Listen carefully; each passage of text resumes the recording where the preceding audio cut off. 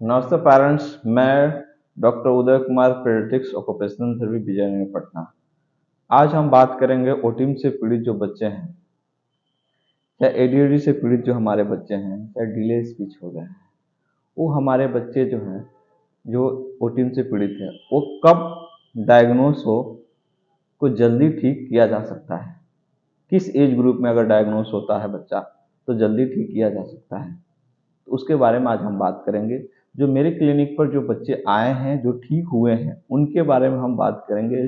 जो इम्प्रूवमेंट हो गए हैं 70% 80% इम्प्रूवमेंट हो गए हैं उनके बारे में बात करेंगे। तो जो हम एज ग्रुप बताने जा रहे हैं उस पर थोड़ा ध्यान दीजिएगा। 2 से 3 साल के जो एज ग्रुप में जो मेरे क्लिनिक पर जो बच्चे आए हैं वो जल्दी इम्प्रूवमेंट होकर चले गए हैं। अब इम्प्रूवमेंट का जो टाइम पीरियड होता है, कितने बच्चे तो 6 महीना 8 महीना साल भर में ठीक हो गए हैं, ठीक है। लेकिन ये जो बता रहे हैं टाइम पीरियड, ये ड्यूरेशन जो बता रहे हैं वो हर बच्चा पर अलग अलग होता है।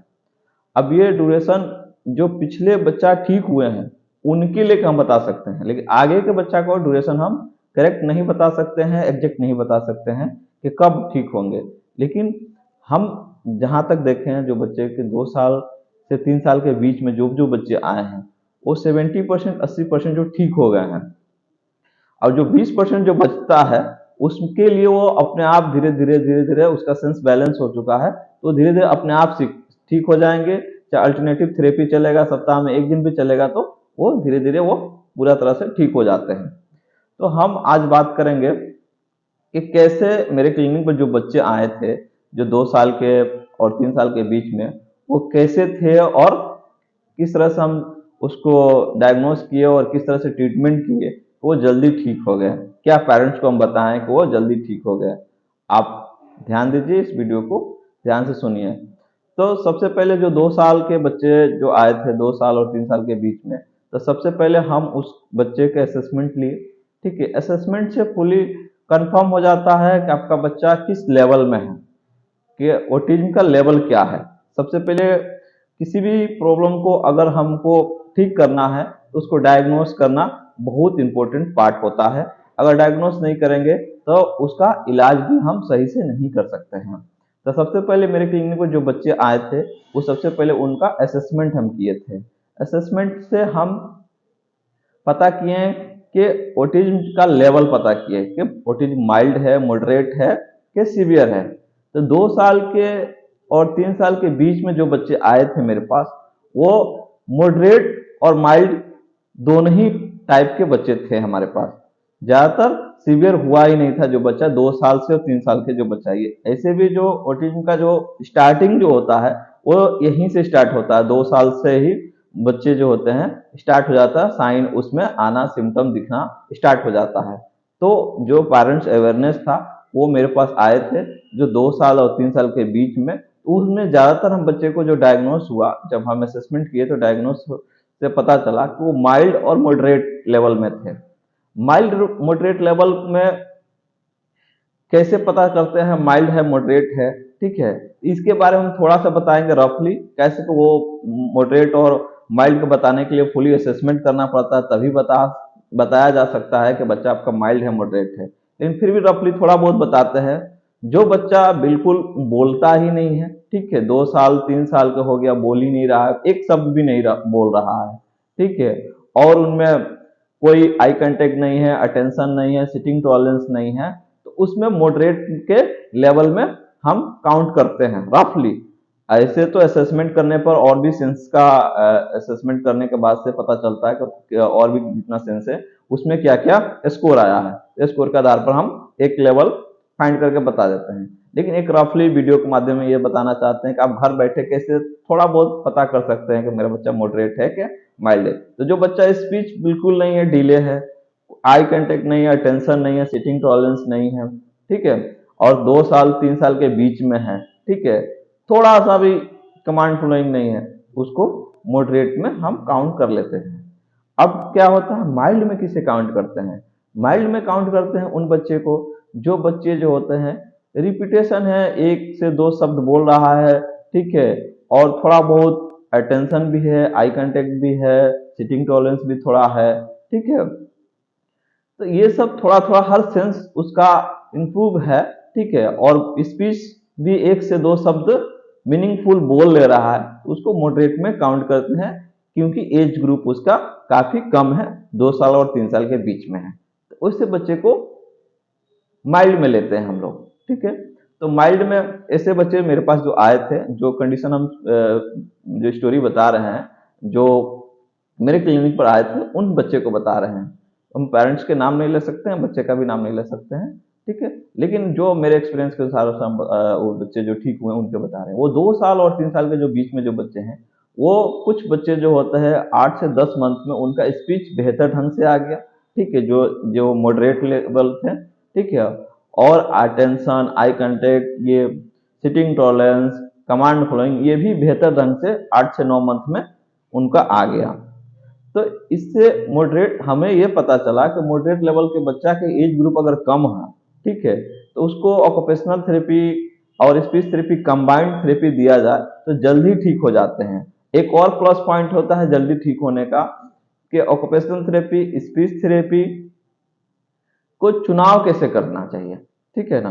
तो चुनाव के लिए हम बताते हैं, जैसे हम ऑक्यूपेशन थेरेपी है, तो कोई भी बच्चा आता है तो मॉडरेट लेवल पर होता है, तो उसको सबसे पहले क्या करते हैं, सबसे पहले असेसमेंट लेते हैं, तो मॉडरेट पता चलता है, ठीक है, सिटिंग टॉलरेंस नहीं है, आई कांटेक्ट नहीं है, कमांड फॉलोइंग नहीं है, तो उसको 1 से 2 मंथ पहले ऑक्यूपेशनल थेरेपी में हम डाल देते हैं, ऑक्यूपेशनल थेरेपी करते हैं। जब ऑक्यूपेशनल थेरेपी में कुछ सेंस बैलेंस हो जाता है, जैसे अटेंशन का, ठीक, आई कांटेक्ट का, ठीक है, कमांड फ्लोइंग का, थोड़ा बहुत इमिटेशन आ जाता है, तब हम उनको स्पीच में डाल देते हैं। स्पीच और ऑक्यूपेशनल थेरेपी कंबाइंड चलता है। इसके बाद हम पेरेंट्स को समझाते हैं कि आप ऑक्यूपेशनल थेरेपी और स्पीच थेरेपी चलने के बाद घर पर क्या क्या करना चाहिए आपको, होम प्लान हम देते हैं, जिससे जो पेरेंट्स अवेयरनेस ज़्यादा दिखाते हैं वो जल्दी ठीक कर पाते हैं, क्योंकि जो होम प्लान दिया जाता है उसको स्ट्रिक्टली फॉलो करवाते हैं अपने बच्चों से, तो वो जल्दी निकल जाते हैं और जल्दी निकले भी हैं। तो ये तो मॉडरेट लेवल के बच्चे को ये से ट्रीटमेंट करते हैं और इस तरह से हम करते हैं और बताते हैं पेरेंट्स को, ठीक है। माइल्ड लेवल का बच्चा है तो माइल्ड लेवल के थोड़ा बहुत स्पीच कर रहा है, ठीक है, अटेंशन है, सिटिंग टॉलरेंस है, ठीक, आई कांटेक्ट भी अच्छा है, थोड़ा बहुत कमांड फ्लो है, तो उसको हम जब आता है 1 साल और नहीं 2 साल और 3 साल के बीच में है उसका एज, तो हम उसको ऑक्यूपेशनल थेरेपी और स्पीच थेरेपी साथ में ही शुरू कर देते हैं। अब प्लस पेरेंटल केयर भी उन पेरेंट्स को कुछ ही दिन बाद हम समझाना शुरू कर देते हैं, होम प्लान देना शुरू कर देते हैं, जिससे माइल्ड लेवल का जो बच्चा है जल्दी ठीक हो गया और ठीक हो जाता है, ठीक है। तो इस तरह के बच्चे को हम जल्दी ठीक कर सकते हैं। और कितना ठीक कर सकते हैं, 80% 90% जो होता है बच्चा ठीक हो जाता है। 10% जो बच्चा बच जाता है वो अपने एज ग्रुप के हिसाब धीरे धीरे धीरे धीरे उसको पेरेंटल केयर से भी वो ठीक हो सकता है।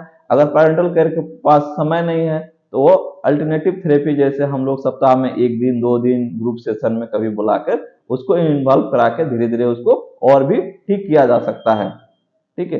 ये ऑटिज्म के बच्चे इस एज ग्रुप कर आते हैं तो इसमें 80 से 90% ठीक हो जाते हैं, इसमें कोई डाउटफुल बात नहीं है। लेकिन दिक्कत इस बात में आ जाता है 80% पेरेंट्स को ये नहीं पता चलता है कि हमारे बच्चे में ऑटिज्म है। अच्छा है भी तो इग्नोर करते हैं, और कितना पेरेंट जो होता है बहुत समय को लैग करके आते हैं, 4 साल 5 साल 6 साल 7 साल।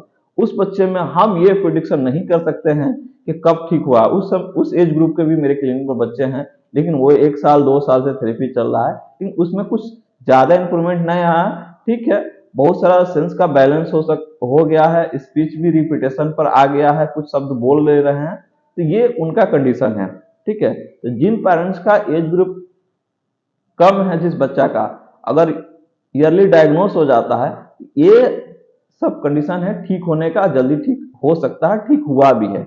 इसमें कोई घबराने की बात नहीं है। जो पेरेंट्स का एज ग्रुप जिस बच्चा का कम है वो बच्चा ऐसे ठीक हो सकता है, लेकिन डिपेंड करता है आप चुनाव कैसे करते हैं। पहले ऑक्यूपेशनल थेरेपी कराते हैं चाहे स्पीच थेरेपी कराइएगा, तो ये चुनाव के लिए आप सबसे पहले आप ऑक्यूपेशनल थेरेपी से मिलिए, स्पीच थेरेपी से मिलिए, वो लोग बताएंगे, चाहे मेरे सेंटर पे भी आइएगा तो बताएंगे। आपके बच्चे के लेवल देख के हम बता सकते हैं कि आपको पहले क्या स्टार्ट करना चाहिए, उसके बाद क्या स्टार्ट करना चाहिए। अगर आपका बच्चा का माइल्ड है, ठीक है, तो हम दोनों स्टार्ट करा देते हैं।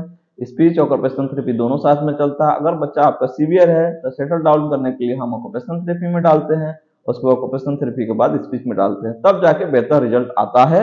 नहीं तो अगर दोनों में डाल देने से बच्चा जो होता है बहुत ज़्यादा सेंसरी लोड हो जाता है, बहुत ज़्यादा प्रेशर फील करता है और स्पीच जो होता है वो जल्दी नहीं आता है। ऑक्यूपेशनल थेरेपी में सुधार तो होता ही है, लेकिन स्पीच में जल्दी इंप्रूवमेंट नहीं होता और पेरेंट्स परेशान हो जाते हैं कि सर मेरे बच्चे में स्पीच क्यों नहीं आ रहा है। तो स्पीच इसलिए नहीं आ रहा आपके बच्चे में क्योंकि वो ऑक्यूपेशनल थेरेपी पहले स्टार्ट करा के अगर सेटल डाउन कर लिए रहते तब जाके स्पीच आता। तो इस वीडियो में इतना ही है। बस इस वीडियो में हम ये बताने के